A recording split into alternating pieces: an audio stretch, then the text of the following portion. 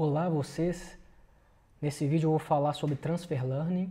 É um paradigma que tem sido muito utilizado nos últimos tempos também em Deep Learning, em processamento de linguagem natural, em visão computacional. Então, o que é Transfer Learning? Vamos começar com uma definição aqui. Transfer Learning é a ideia de transferir o conhecimento de um cenário para um outro cenário. Então, o que é o cenário aqui? O cenário, vamos pensar que é algum modelo treinado em uma tarefa específica, ou seja, você treina o seu modelo numa tarefa específica e gostaria de utilizar de alguma forma aquele conhecimento que foi aprendido durante aquele treinamento para outra tarefa. Então a gente pode pensar o cenário como uma tarefa, um domínio. Aqui eu posso dar um exemplo, por exemplo, você treina, por exemplo, uma rede neural profunda em um dataset de imagens para aprender, por exemplo, a classificar objetos. E depois que você treinou essa rede, você tem esses pesos treinados, você pode usar esses pesos como pesos iniciais, por exemplo, para usar em uma outra tarefa, por exemplo, de segmentação de imagem, onde você gostaria de definir os segmentos da imagem. Por exemplo, o que é o chão, o que é o teto, quais são as pessoas, coisas desse tipo. Então, de alguma forma, você transfere esse conhecimento de um domínio, nesse caso, detecção de objetos, para um outro domínio, nesse caso, segmentação. Mas perceba que esses domínios são parecidos, nesse caso, são imagens. Por exemplo, quando a gente fala em Transfer Learning, por exemplo, para línguas, você pode pensar também em um modelo treinado em um dataset para o inglês, em uma determinada tarefa, por exemplo, a detecção de sentimento, se um texto é positivo ou negativo, alguma opinião, e você pode usar isso para um outro, depois que você treinou esse modelo, você pode utilizar esse conhecimento para outra aplicação. Por exemplo, você gostaria de detectar, por exemplo, ao invés de ser sentimentos de uma sentença, você pode usar isso para tentar, talvez, detectar o sentimento geral do texto, ou usar essa informação para um outro tipo de classificação. Essa é basicamente a ideia. Então vamos olhar aqui como que é o Machine Learning tradicional, antes de Transfer Learning. Antes de Transfer Learning, a ideia era você tinha uma tarefa, um domínio, por exemplo, vamos dizer que seja classificar o e-mail se ele é spam ou não é. Então é uma tarefa, o domínio é classificação de spam aí, a tarefa é classificação de spam, e a ideia é que você treina um modelo para classificar spam. Você tem lá, por exemplo, dados supervisionados, para cada e-mail você tem um label se é spam, se não é, você treina o seu modelo. Na outra tarefa, por exemplo, detecção de sentimento, como eu já dei um exemplo, você tem também um label, onde você tem o texto e o sentimento do texto, e você treina isso num modelo, um outro modelo B, é treinado utilizando esses dados, e você tem esse modelo para essa tarefa. Você está vendo que não existe nenhum compartilhamento de conhecimento aqui. Você tem modelos treinados para tarefas específicas. Esse é o Machine Learning tradicional. Em Transfer Learning, não. Você vai ter as tarefas, a tarefa fonte e a tarefa destino. E a ideia é que você, por exemplo, depois que você treinou um modelo usando dados da tarefa fonte, você gostaria de utilizar o conhecimento que esse modelo aprendeu, que está codificado ali na rede, nos pesos da rede neural, e você gostaria de transferir esse conhecimento para outra tarefa. Ou seja, a ideia aqui é que de alguma forma você treinou esse modelo que possui conhecimento aqui, e esse conhecimento vai ser aplicado, o seu modelo novo vai utilizar esse conhecimento para tentar resolver essa tarefa ou ter uma acurácia ou uma performance melhor na tarefa destino. Então essa é a ideia do Transfer Learning. Então um exemplo aqui mais concreto é, por exemplo, se a gente pensar, por exemplo, em carros autônomos. Carros autônomos, eles têm várias redes neurais e vários modelos e sistemas ali que fazem diferentes coisas. Então, por exemplo, você pode ter uma tarefa lá, por exemplo, se você tem uns robôs, você gostaria de tentar interagir com o mundo, por exemplo, vendo objetos, sabendo como interagir com objetos, como, se você encostar no objeto, como ele funciona, enfim, tentar aprender algumas características físicas do mundo. Então você pode, por exemplo, usar robôs de laboratório para ficar, por exemplo, pegando bola, interagindo com objetos do mundo. E se esses modelos forem bem treinados, e você, vamos dizer, tem um modelo ali de como interagir com o mundo, você pode utilizar esse modelo, por exemplo, e embarcar isso no carro, que ele pode ajudar outros modelos e outros métodos, outros métodos de redes neurais dentro do carro. Por exemplo, para detectar algum objeto, ou ver que uma cerca está perto ou está longe, ou se encosta na cerca, o que acontece. Esse tipo de conhecimento ele pode ser transferido. Por exemplo, outro exemplo por exemplo, em jogos você tem obstáculos, você gostaria de não ficar próximo dos obstáculos ou tentar contorná-los ou coisas desse tipo. Essas ideias também de treinamento, você pode treinar um modelo em um ambiente totalmente artificial, né, em um jogo, por exemplo, e o modelo pode ter determinadas características que podem ser úteis durante, por exemplo, quando você usar esse conhecimento para treinar, para ser utilizado durante o treinamento para carros autônomos, por exemplo. Então a ideia é tentar transferir esses dados de outras tarefas que são mais ou menos relacionadas com a tarefa que você quer, e a ideia é transferir esses dados. Aqui é só uma ideia mais abstrata, né? Porque para entender isso a fundo, geralmente existem diversas estratégias para esse transfer learning aí. Então, Andrew Ng, né, que é um pesquisador famoso na área de machine learning e deep learning, ele diz que transfer learning será o próximo grande sucesso em machine learning, né? Que ele vai levar muitas aplicações de sucesso. E por que isso?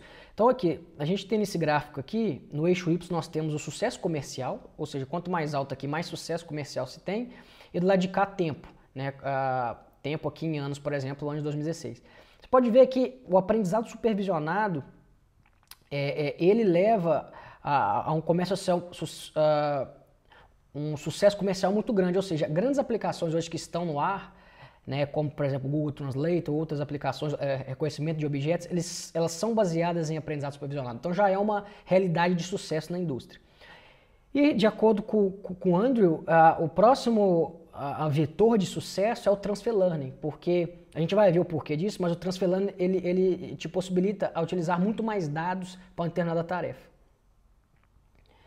E por que agora tem se falado tanto em transfer learning? Então, alguns motivos. O primeiro é que aprendizados, por exemplo, supervisionados, eles já estão muito acurados, né? Esses aprendizados de entrada e saída. Por exemplo, dado uma imagem, você detecta o objeto. Dado um texto, você detecta o sentimento. Os resultados estão muito bons. Então, por que não utilizar esses modelos que já têm boas acurácias em determinadas tarefas e tentar aplicar esse conhecimento para outras tarefas? A maturidade dos modelos, por exemplo, visão computacional, cada dia que passa se reduz mais o erro de acurácia, por exemplo, para detectar objetos. Eu acho que já está abaixo da casa de 3% ou 2%, enfim. Reconhecimento de fala também, já são modelos, principalmente para o inglês, que já tem uma maturidade muito grande, já funcionam muito bem. Por que não pegar esses modelos e tentar extrair conhecimento deles? E deploy em larga escala, por exemplo. Então é muito importante esse tipo de ideia de que você tente aproveitar conhecimento de outras tarefas. Isso principalmente é importante para implementação e deploy de sistemas em grandes escalas. Por exemplo, se você pegar, gosto de citar o Google Translate, que é um bom exemplo. Você pega, como que isso era feito antigamente no Google Translate? Você teria que, para cada par de linguagem, por exemplo, inglês, francês, alemão, inglês, você teria que ter labels, né? Você teria que ter par de sentenças ali para você treinar esse modelo. Então você imagina se você tem aí 100 linguagens, tá certo? E você tentar fazer um pareamento de cada uma dessas linguagens. Isso é um custo muito alto para ter esse dataset treinado para você treinar o modelo em várias linguagens. Então a ideia é tentar transferir. Às vezes você tentando fazer um aprendizado não supervisionado, por exemplo, em inglês, né, que você não tem par de palavras, por exemplo, do inglês para o francês, mas esse aprendizado não supervisionado, você consegue extrair algum conhecimento, porque o modelo aprendeu alguma coisa do inglês e tentar transferir isso, por exemplo, para inglês, para tradução de inglês para espanhol, por exemplo. Então tentar transferir entre linguagens o conhecimento é uma coisa que tem se buscado muito hoje em dia, para tentar aproveitar, né, esse transfer learning, por exemplo, de um corpus que você tem muito. Geralmente, por exemplo, em inglês você tem muitos dados. E como muito dataset, muita informação em inglês, por que não tentar transferir esse conhecimento do inglês para outras linguagens que a gente chama de low resource languages, né, que são linguagens com poucos recursos? Sei lá, uma linguagem, por exemplo, de alguma tribo africana, onde você não tem muito dado. Então, tentar fazer esse transfer learning é importante por conta das aplicações.